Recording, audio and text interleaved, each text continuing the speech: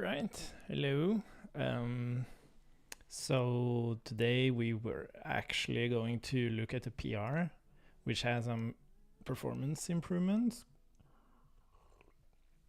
but we have an issue with our stream environment, so we're not able to do that. So I'm rather going to play around with something, because we're like there's a lot of history here. I'm not going to go into everything, but when we started working on the new project editor for Code Sandbox, we shifted away from using an external state management framework and just embraced React. And that was a mistake. Long story short, that was a mistake.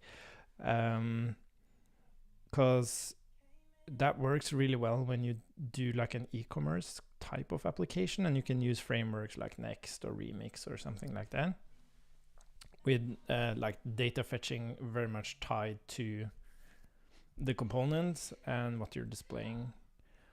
But we aren't building that. We're building more of a single page application, like an actual application with tons of like global state and complex asynchronous interactions unrelated to like fetching data the traditional way, and so on and so on. Next to that, we're also building a lot of other or writing a lot of other code. So for example, the VS Code extension, we have the picture process, as we call it, which is running inside the VM.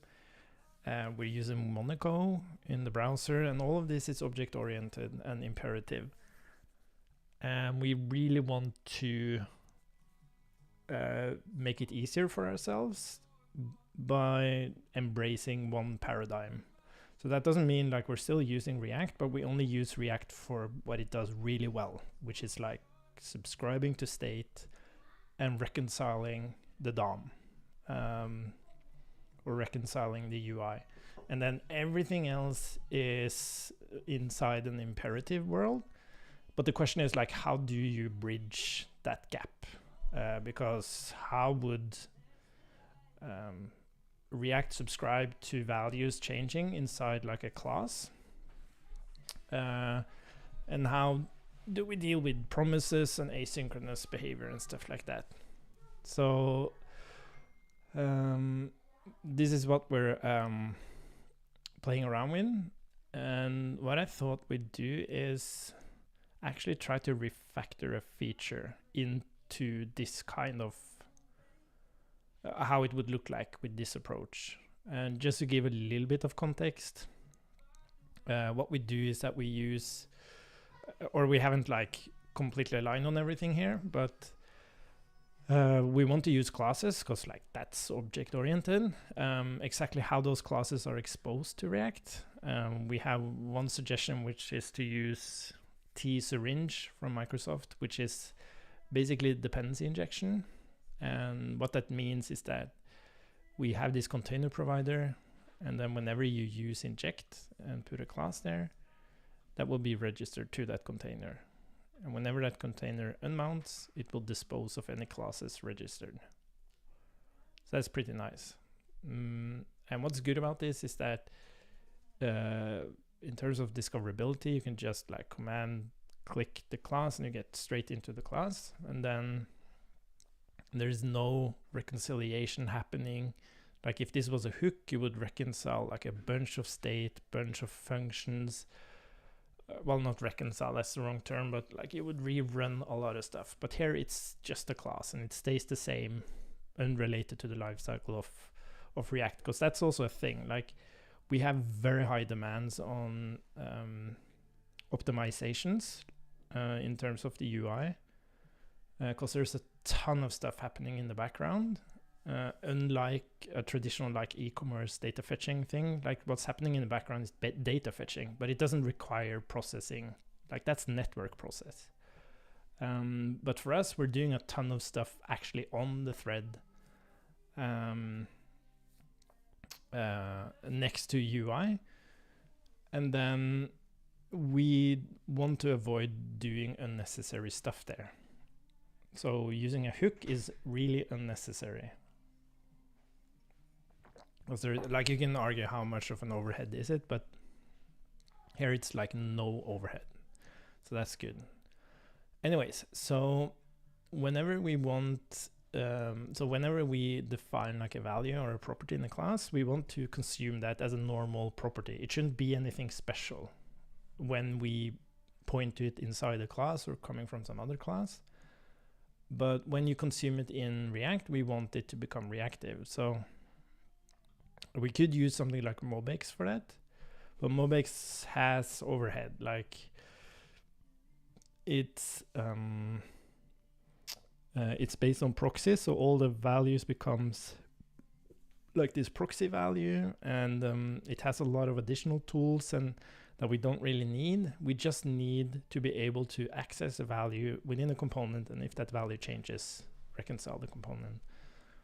So that's why we have this signal.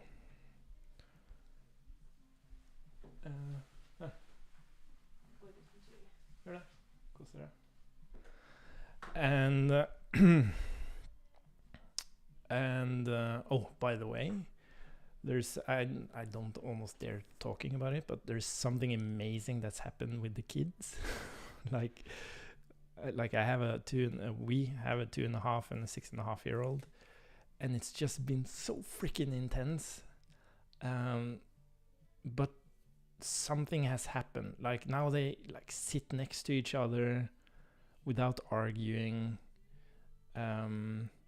There's so little irrational behavior. Like just up to like just a few days ago, it was like 90% irrational behavior, and it's so exhausting. And now it's like 20% or something, which is amazing. Anyways, and it made me reflect on how exhausting it is, and how it like affects your mood and your energy and everything. Anyways. And I really noticed it doing this stream, because I've had a few streams like it's just I lack the energy, I get frustrated. It's but it's really is a sign of me just being exhausted, mostly because of the kids, not because they are the individuals, but just their age, right? It's the age. Anyways, so the way we do this is, in a component, you inject like the class, and then we have this hook called use signals, and whatever you access from a class that is a signal will subscribe to that signal. So there are different ways to do this. We could also have like an observer around the whole component, but this seems more in line with how React works. And it doesn't have to be JSX you return here. It could just be data if you wanted to do that. But anyways, and this is not like concluded or anything. This is just us playing around with how would we bring this paradigm that we use on all the other code into the project editor and like reap the benefits of that. So yeah, as a last point on that signal is that it really is just a property. So when you have a list, you can't push to it and stuff like that. That won't actually trigger the signal. You have to set a new value. And this is exactly what React expects as well. Like you're used to doing this with React. So that's nice. And there's like minimal code for this to work. So that's super nice, super nice. Then we have another aspect, which is promises. React doesn't support promises very well. But it will. It will get native support for promises. And I went through is it an RFC or at least a suggestion on how it's going to work? And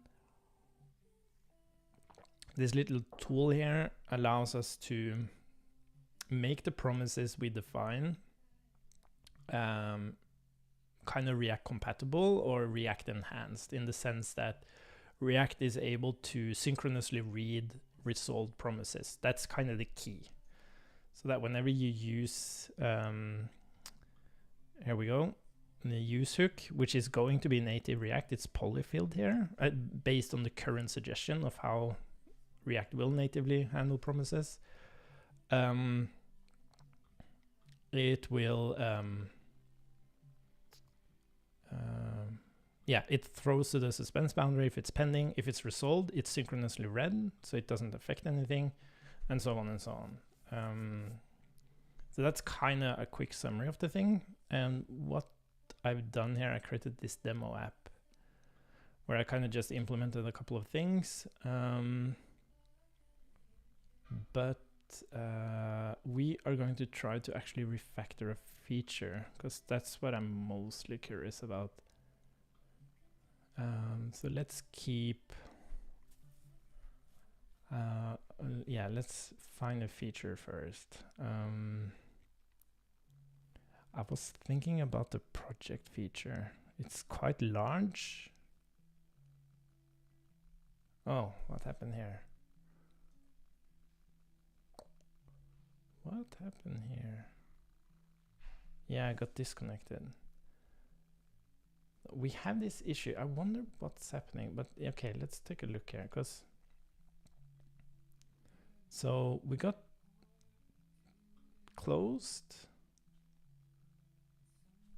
So it just closed, and then debug picture client. I wonder why it's not reconnecting, because this used to work. Oh, hibernated. Whoa. I got hibernated. Yeah, I guess that's, yeah. Okay, now, we haven't taken into account this case, because what happened now is that I was just reading the README, talking to you, and then 5 minutes passed and it hibernated the VM. And now I try to make a request, but because we're explicitly hibernated, I don't think we actually trigger a reconnect in that specific scenario. Like if I were to move between the tabs, then I think it actually reconnects, if I'm not mistaken. Yeah, exactly. You saw that? Interesting. Okay, let's make an issue for that. That's so funny. Yeah, maybe that can actually happen. Oh, I'm happy we figured that one out. Bug report. Let's just does not reconnect when hibernated in focus tab. You can be hibernated when having a focus tab. This is because no requests were made to Pitcher. In this case though, if you start sending requests, it should reconnect, but that does not happen now. Let's put an urgent on that, and I think I can fix that. Okay, cool. We could work on that now, but I don't think it's like super critical. And the dev environment isn't quite working right now, so let's look at this. Okay, so we have this reducer. Yeah, I think this is a good one. So we're going to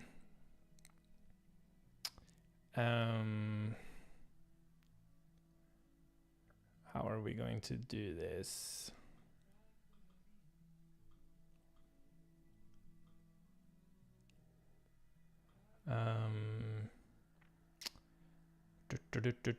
I think we're just going to look at the reducer. And let's call it project TS. Oh, I already have a project. Oh yeah, cool. Yeah. So we already have project, and project gets. So what happens here is that we have, like, I mentioned the container provider. So there's like two container providers. You have the main container provider, which is like global to the whole application. It holds like our API class, the environment variables, the session, and so on. And then we have the project specific container. So yeah, and like the global container also has like a project starter. And this is where it goes and fetches the initial data for the project, it being a branch or a sandbox, and it fires a picture, and then it provides that information to the project container And that's what we're getting here. We're getting like the date, like the value of the initial data.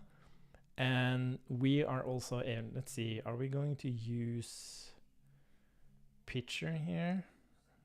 Yeah, rename branch, that uses picture. So what we can also do here, I can say picture and picture client. And now I actually have access to picture as well inside here, because that's also provided. We can actually see that here. This is when, so here in the app, we use the project starter. It starts the branch, it's hard coded now. And then we render out the UI, and when it's ready, we initialize the container provider with some initial values. So whenever we ask for project initial data, it gets injected, and whenever we ask for picture client, it also gets injected. So that's pretty cool. And this is kind of the discussion now, is like, do we really need dependency injection? And the good thing is that you can just like create a file and you can start injecting stuff, and it's just there. The problem with that though, it's just that file. Like it, you lack a bit of discoverability, as opposed to having like one main class which kind of has all the features in it. So in a component you could say use main class, and then you could like dot and explore all the different features, their methods and stuff. Now you have to explicitly import the file or the class from the file to start exploring what it can do. So I would expect you would rather like use the Explorer and click through these files to figure out what features are available. But still, like, it's also lazy, the dependency injection. So when we have a class that represents like a specific dev tool, for example, if you don't use that dev tool, you won't be running any logic or instantiate any logic related to that either. Just like a hook in that sense. So you kind of keep that flexibility. So I'm currently leaning towards dependency injection. I think it gives more than it takes. And I think there's ways we can make the discoverability better. But yeah, just reflections. Cool. By the way,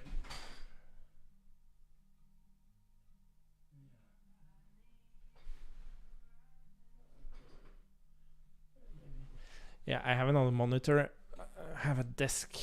My partner just started a new workplace, and she actually works from home 3 days a week, which is amazing. And I have another monitor with like a desk stand. So I was just checking mine to see if it's like the desk is quite thick. Anyways, let's see. Let's get into this. So how do we want to approach it? So this is like, this reducer is responsible for fetching the project and stuff. And that's kind of part of the problem as well. Like, we really want to just have two very clear separations.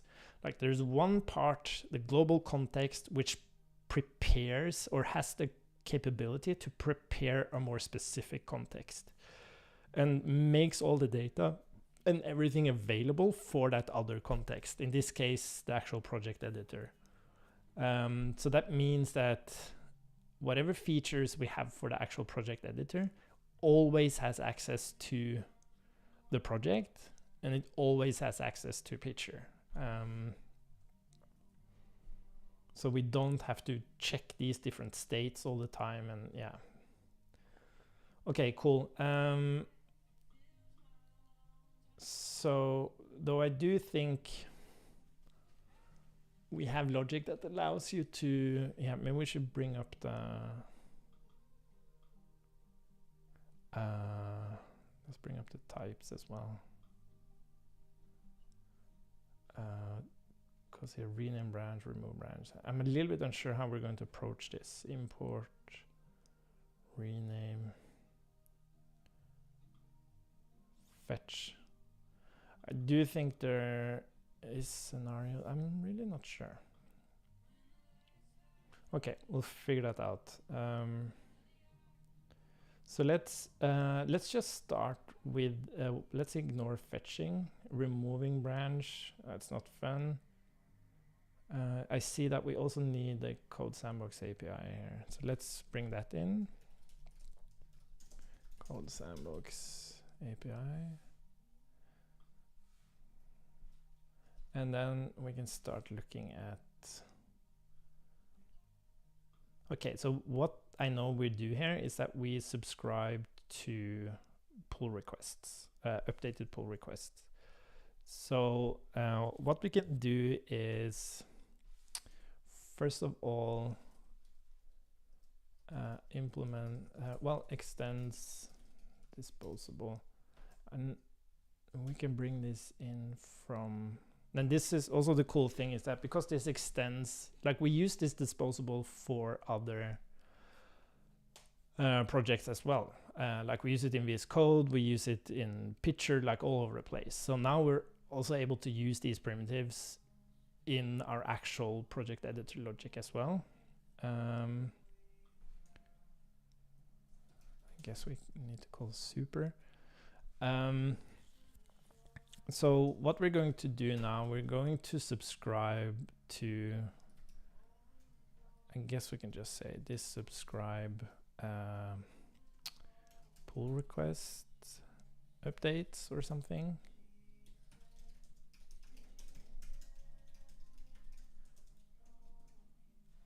And the way we do that is we need the actual,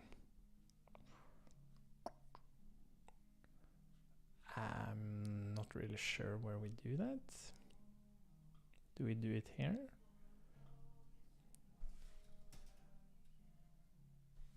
Yeah, pull request, here we are. Pull request subscription.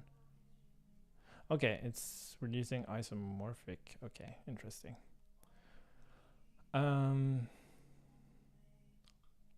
Let's move this over here as well, so we have that reference as well. So we're going to say this dot add disposable. Is that how did this work? You have to add an actual disposable, but it's not an actual disposable we return in the API. I think it's just a function. Okay, so let's just dispose subscription. So this would be this API, GKL query or subscribe, pull request subscription. It takes, I can't remember how this works. But this here you can see the indirection we have that we want to avoid is that we dispatch into the reducer first. The reducer decides what state to update, if it's an even a valid dispatch. And then in the hook, basically, we define everything that happens in the different actions and stuff. So you kind of jump around all the time. It's it makes it really difficult to reason about the code. Where the hell did it go? Can it be? Okay, so it's oh yeah, sorry. And then we have, okay, so this is interesting. No, of course we have owner would be this data owner, repo will be this data repo, and branch will be this data. I think it's name. That's also like this project DTO. It's not that great. It's been through a lot of, like initially when we built the project editor, we were very focused on Git, and then we weren't sure how to deal with sandboxes, and then suddenly sandboxes became part of it, and then we call both sandboxes and branches a project. But and they are more similar than dissimilar. So but that's why it's called name here. So what we can do here, if data branch events pull request, we should be able to just say this data. So here we have to think React. So we'll update the data pull request, and then we say convert pull request branch events pull request. Where's that coming from? Oh, it should be from the same place.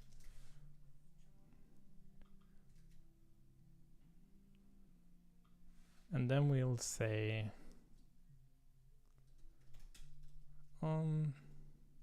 will dispose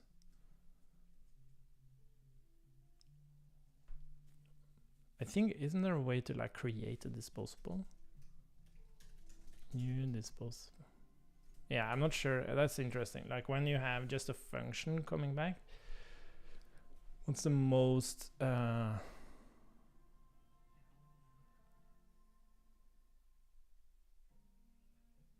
isn't there like a, I can't remember.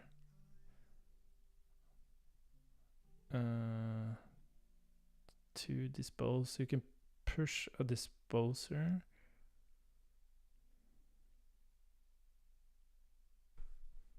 To dispose, this takes, this is an array of disposables. Can you say like disposable from or something? Yeah, create. Exactly. Yeah, exactly. So what we do is, yeah. Okay. So what we can do is we can say this to dispose push or add disposable, create disposer. The thing is, like we would like taking this path, we would conform like both the API also to take advantage of this primitive. So like disposable is one of them. Emitter is another one that we use. And the point is, like, it doesn't matter if you visit this code base, the picture client code base, the API code base. Like you should, at Code Sandbox, you should like recognize the paradigm, the primitives. That's the point of all of this. But okay, this is pretty nice. So now we've set up the subscription.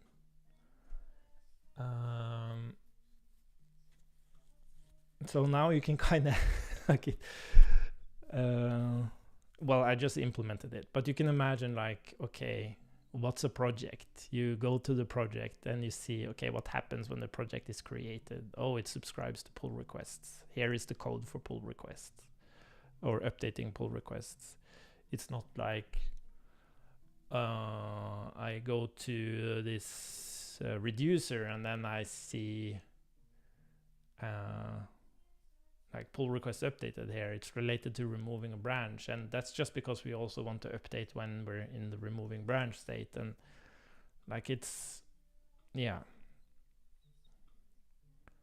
the whole idea was really like these push on state machines, and state machines makes a lot of sense, and they have some theoretical really good guarantees, but when it comes to actually implementing them, and I think it probably works very well in certain situations, but as like a main way to define like a application like this, it doesn't really work. Okay, okay, so we can definitely fetch the project again. I'm a little bit unsure in what scenarios we actually do that.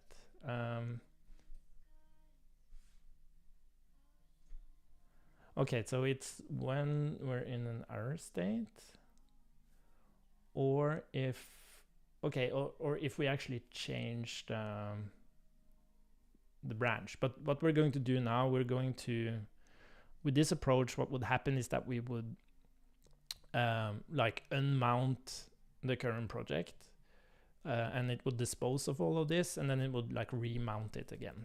So we don't have to think about that.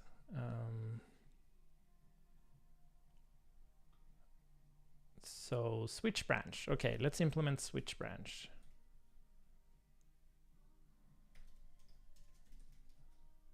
Yeah, how would we think about this? So switch branch is actually something that would cause it to, in this case, it goes into fetching again.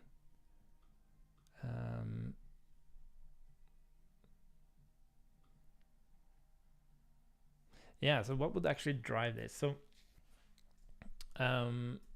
this would actually use the router. So switch branch is really just a URL change, and it's interesting because we have two different ways of changing a branch. So if we open a new one here, if I create a branch, we use an animation, which actually is super awesome. But if I just go here and I change the branch, oh, we have a lot of branches. Ooh, are you still downloading? Or is something wrong? Oh, do I have to? Oh, I actually have to. Hey, what happened there? Oh, interesting. That's also a bug. Ah, okay, let's That's also a thing. We have quite a bit of regressions, and it's hard to say that if this paradigm is going to make that a lot better. But it's something, yeah, it's like impossible to state why these regressions happen and stuff like that. Like code-wise, is because of the way the code is it more risky in terms of regressions, and why is it more risky, and how does this paradigm solve that? Like that's like impossible to reason about, but I'm curious, like if we reduce the number of regressions. Opening change branch shows nothing, have to type something. So this is urgent. Yeah, I think this is self-explanatory. But yeah, if I actually go in here and we do change the branch to something. Oh no, we actually use the same. Okay, cool. Yeah, then I think it's okay. So what we would do here, we would actually use a router. So what we can do, we can just create like router, or we could call it navigation or something, but yeah. Injectable. Oh, does T-Syringe actually have an injectable? What's the difference? Decorate. Oh. What's the difference between Singleton?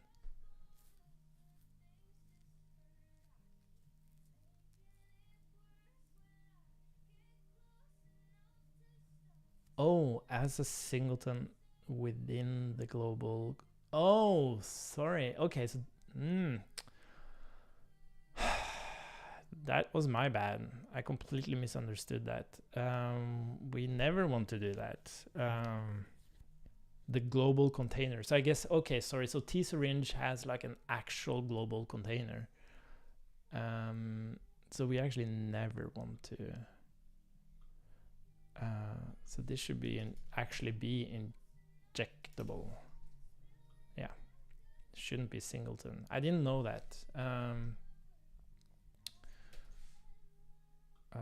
Okay, so we have this router. So what I can do here, I can say that, oh, I want access to the router as well, and then I can just go in and boop, router. So the question is like the one of the biggest problems we have is that we have this general concept of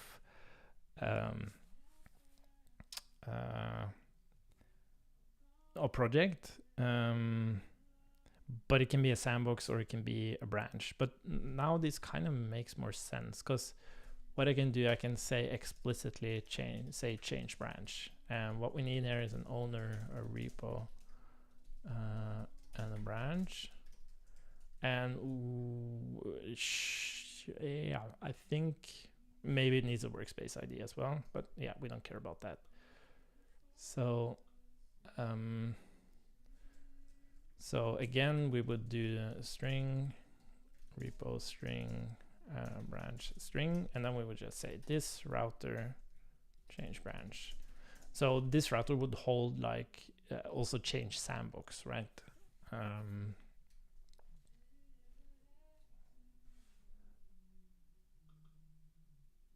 Well, change branch is kind of weird. Go to branch. Something more route-ish. Okay, so there we have switch branch. I see that we can actually have workspace ID here, but we're not actually implementing this. We're just exploring. And then we have switch branch seamless, and this one's interesting. Switch branch seamless. So this just takes a branch.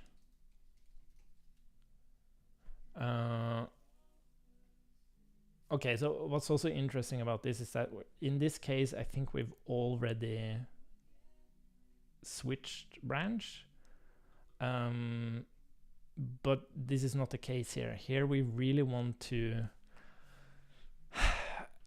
this is one of the more complicated features. This is like when you're in main, like a default protected branch, and you could just start typing, and then we automatically transition you into a new branch. I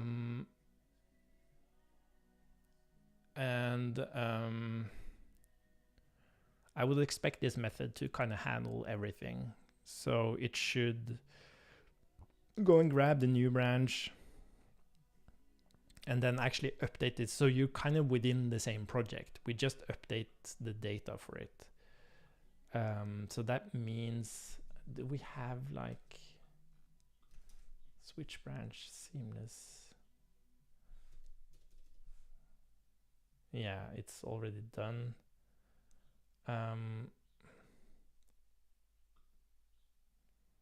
Yeah, I think I would kind of have to kind of re-implement it. Maybe we could do that. So what we want to do is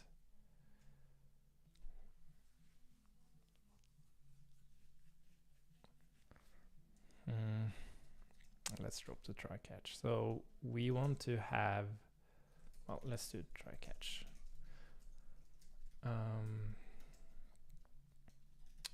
So we want new branch, and that means the way we do that now is that we actually, is it like create branch or something? No.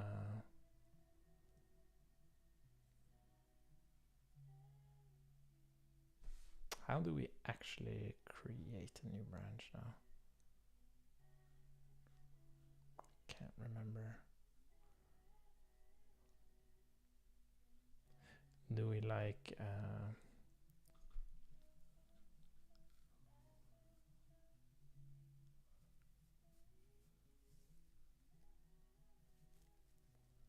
update current branch?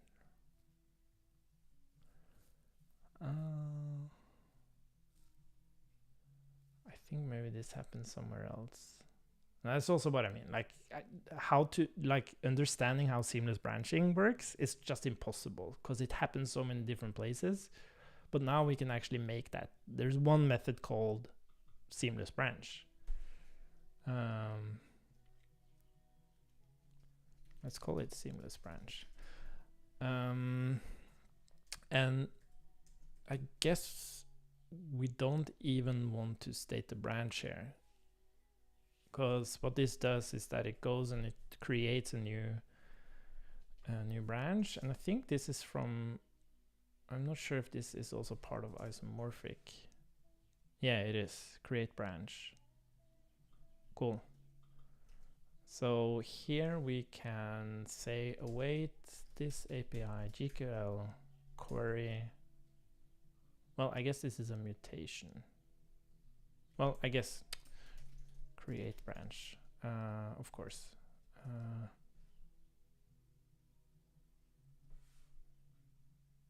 Yeah, and what are the args?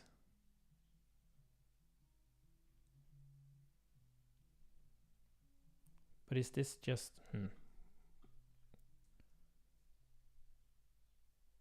Oh yeah, we're using CodeSandbox API globally here because this is we're using this on the server as well, where we also just use a global instance, which kind of is a little bit weird because we actually have access to the CodeSandbox API here. So maybe it should rather be passed in as an argument, but okay, it's the actual same. Well, actually, in this case, it isn't the same instance. Because here it actually, well, it would be the same instance, but now I kind of created this demo app, so it doesn't use this. But we can do that. So you can see here in the demo app, I'm creating a new CodeSandbox API here.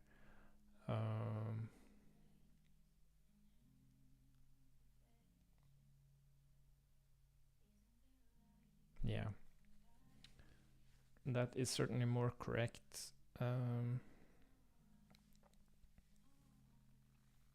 Okay, but what we can do... Okay, I'm just going to use the one that's global for now. In the actual thingy. And then, like for testing purposes, you would really want to... Yeah, no, it's interesting. Yeah, this is kind of a weird thing that we have this global thing, but we still inject it. Like there's no reason to inject it. Everyone could just use it. But a better approach here is this isomorphic stuff. It should rather pass in the instance that should perform the query, which it currently doesn't do. So let's just say owner again, this data repo, this data repo, and the source branch is this data name, and then workspace ID. Well, I guess we can say this data owner workspace ID, and then we don't have any server headers. I wonder why you're so upset. Oh.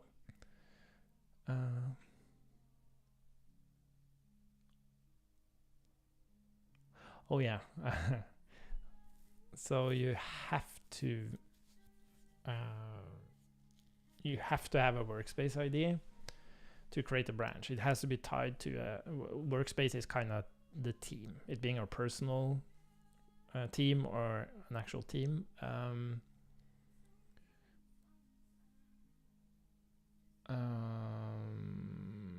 So I guess we could if no this data owned, well, we can say workspace ID equals, and if no workspace ID, we'll throw new error cannot seamless branch without a workspace ID, and then we say workspace ID. Okay, so now we have our new branch. So that means that we can say that this data is now, because this is just convert project query to project. I think new branch. Oh, how do we use this?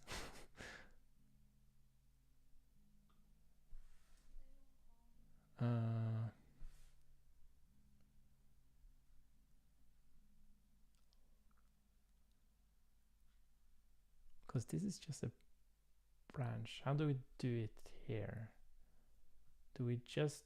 Oh yeah, sorry. So we don't actually update everything here. It's still just this data. Okay, we can look at how this is done here.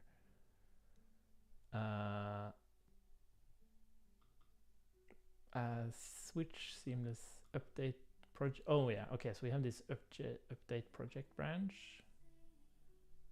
Okay, let's move you over here as well. Okay, so this is how we actually update the project branch.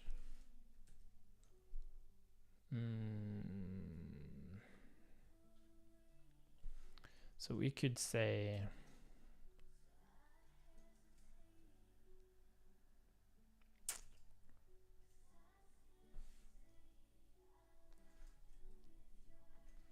this,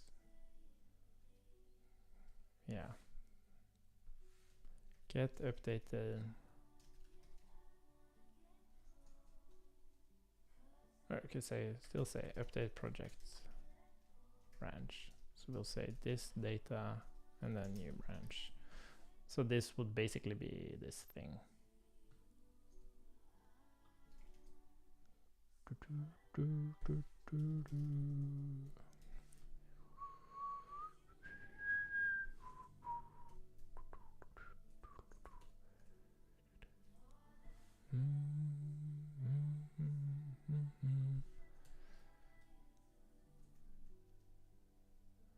Yeah, no idea where that branch is coming from. Yeah, types branch. Oh yeah, so this isn't project, this is like more project DTO, that's what I'm calling it here. GQL, this comes from CodeSandbox API.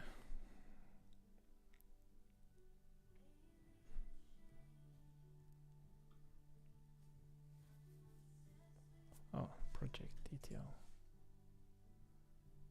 Create capabilities objects, features, whatever. Okay, so that now we're doing the same thing. We are actually updating the branch, and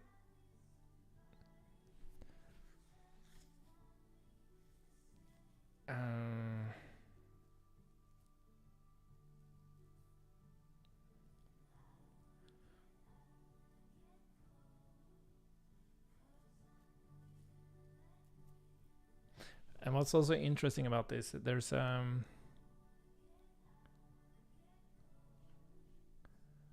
this delay we use. So when you start typing, we actually start the seamless branching, but we don't actually notify you until you save.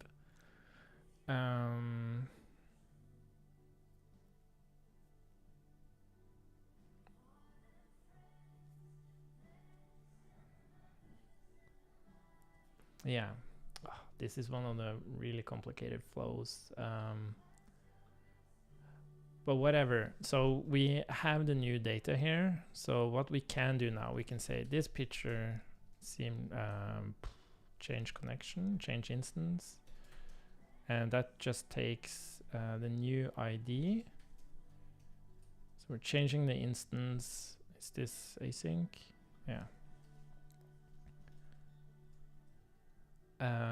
And then we're basically done.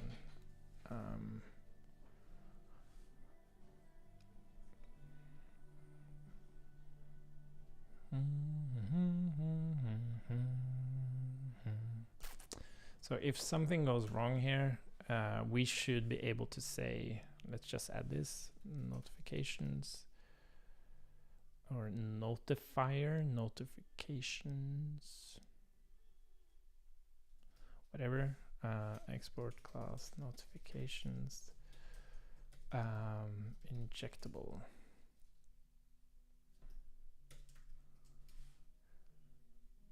So it would like error, like show error or something, add error,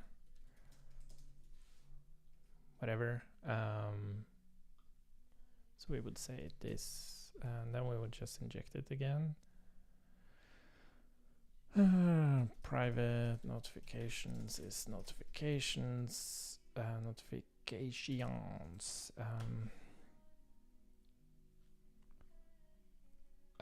This notifications add error, and we could probably just pass the error in there. Doesn't matter.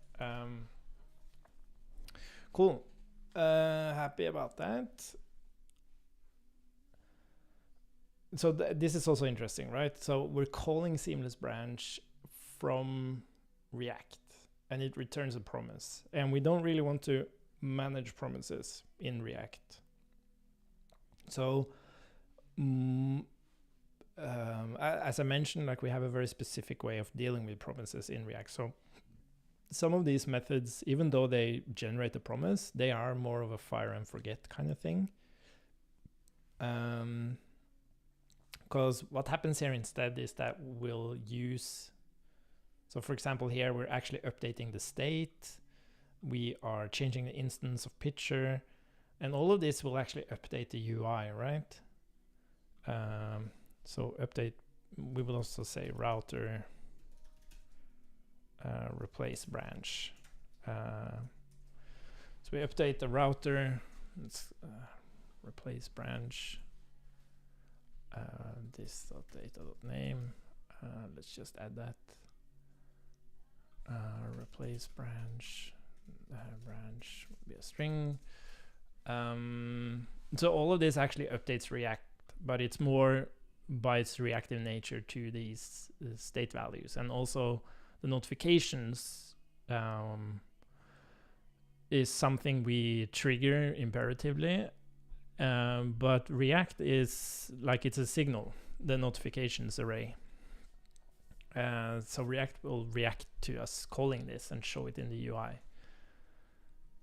But okay, I think this is fine for now. This is really seamless branching, but then we have like the complexity of like, when do we actually show the notification? Like if I added here this notifications, add like info, create info, add info, add, I don't know, add info, then it would always happen immediately when it was ready. But we would like to defer that. So I'm not actually sure how we do that now. I think we kind of use this intermediate state. I think we actually have it in here somewhere. Like has seamlessly branched or something like that. So how would we deal with that in this case?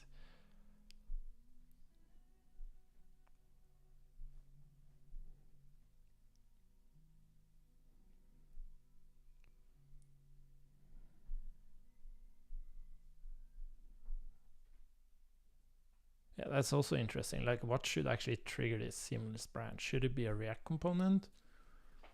Like, ideally, it should actually come from within. Oh, wait, we actually do that now. We actually fix that. Oh, this is interesting. So we can add something else here. So this picture on instance change required. And this is an actual disposable, so we can say this. How did I add disposable? Add disposable. And then we'll say this dot seamless branch. This is nice because this is exactly, I forgot about this. We had a few iterations. So all the logic for detecting when a seamless branch should occur happens within Picture Client, really. So we just listen to when that triggers, and then we run the actual seamless branch, where we go and create a new branch, and we tell this Picture Client instance that it can switch or change its instance. So that's what triggers it. And then again, like, okay, so what if this change was made by... Yeah, and this is where we actually do that. We look at the picture request, and if the picture request is like a code change, we won't show the notification. But then how do you know when you actually do save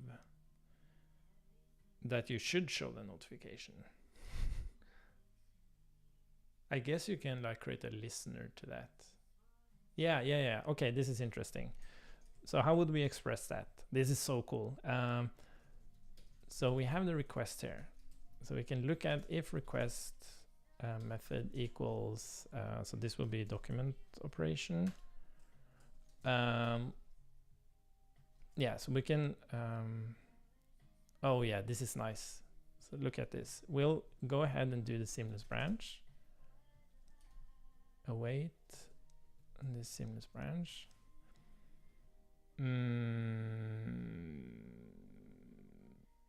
Yeah, so we kind of have to check this. Okay, so there is a race condition here. Like you might save while it's seamlessly branching. Then we want to show the notification after it has seamlessly branched.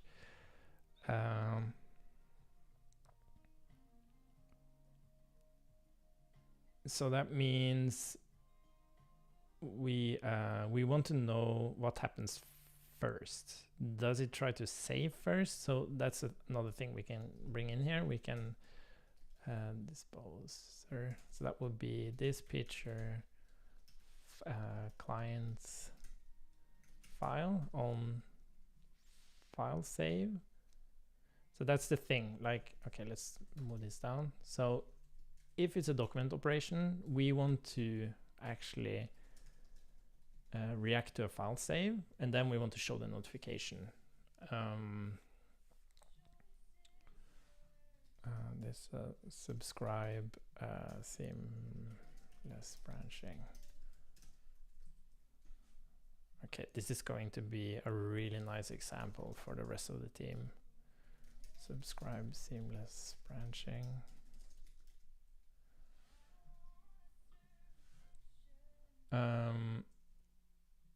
So what we're doing here is that we're saying if it's a document operation, we'll listen to on file save. But if this happens first,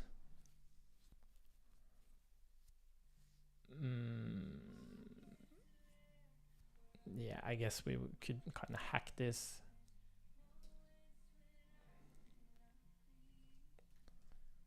Has saved.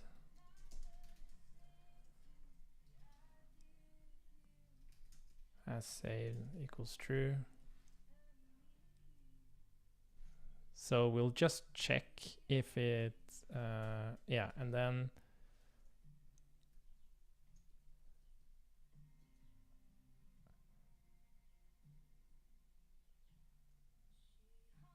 yeah, okay, so if it's not equal to document operation, we're just going to await this dot seamless branch, and then we're going to this notifications add info, and then we'll return. And if it is an operation, document operation, we'll wait, and then we'll check. Await has saved. Oh,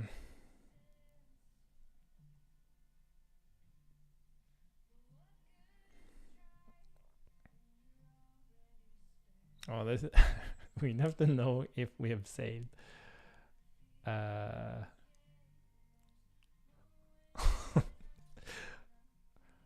Well, we have to express it. It's like if you have saved, we'll show the notification.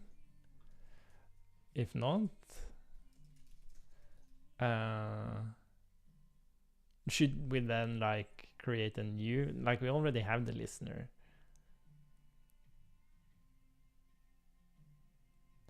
Maybe we can flip it. So we'll show notification. So we'll flip it. We rather say if show, yeah, notification. We'll say this notifications add info, and then we say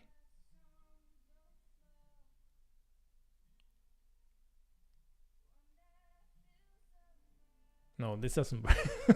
God damn it. I have to know if it's saved during this. So you need both, I guess. Ah, this is kind of annoying. Okay, but let's not do this now. Let's just do this seamless branching.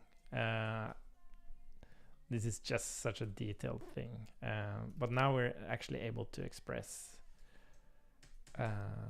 So actually seamless branch is private as well.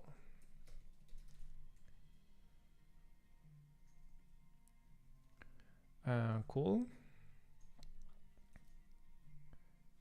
Let's do this, add info.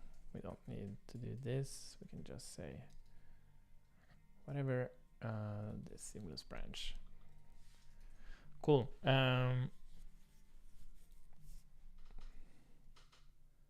Okay, next thing. Switch branch sim set prevent authentication refetch. What the fuck is that?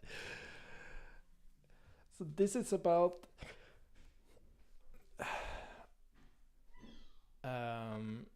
we have a thing. I don't think we can skip this one because the reason is this is part of like fetching the initial. Like it's very complicated. Like we have branches that can be part of a workspace and not a workspace. Like it's a public repo, and you might be signed out, but still have access to. Still have that repo in your team. So when you sign in, we should move you to that team. I'm a little bit unsure where we use this one. Yeah. That's also a thing. Like in React, who's dispatching this? Like, you can't like go to references. It's like, I guess that's why you have action creators.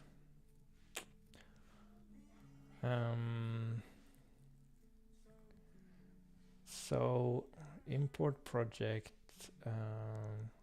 This again wouldn't be part of this class. This will be more of the project starter. But rename branch.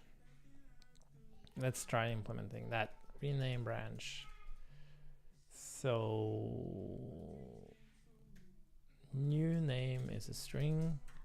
And this is also interesting because when we rename a branch, my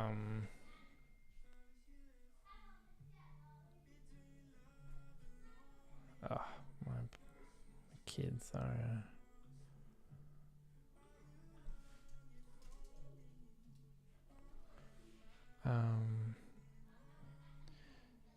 yeah, but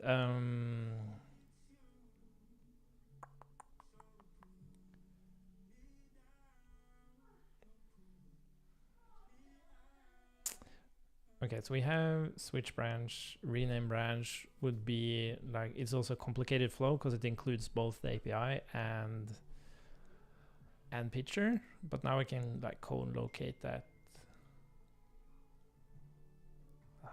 Okay, I have to go.